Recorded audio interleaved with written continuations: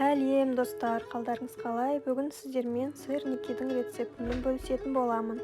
Ол үшін бізге құрғақ творог керек болады, және ванилин, қант,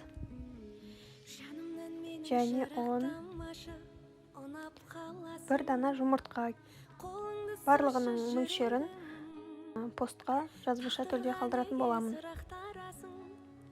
Барлығын видеодағыдай басын біріктіріп араластырып аламыз. Кішкене жабысқақ болады, оған алаңдамаңыздар. Тақтайға ұн сеуіп, видеодағыдай пішін жасаймыз. Пышақты ұндап отырып, осылай бірдей көлемде кесіп аламыз.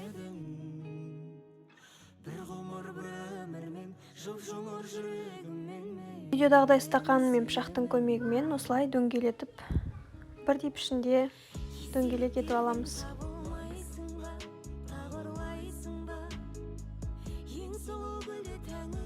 Қызып тұрған табамызға сармайға немесе сұйық майға пісіруге болады.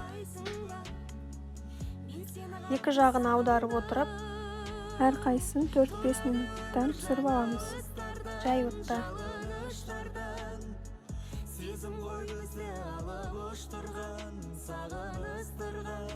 Бірінші рет сармайға пісірдім, екіншісіне сұйық майға пісірдім. Сырники пісем дегенше сармайлар күйіңкіреп кетті.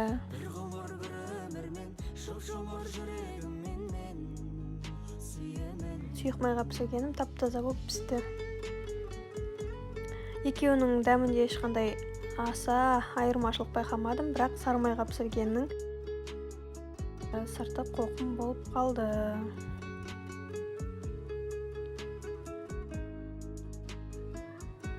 Ал сұйық майға пісіргенім тап-таза болып шықты, көріп тұрғандарыңыздай. Осылай сгущенкамен, шоколадпен, вареньемен ұсынсаңыздар болады. Енді дәмін көрейік.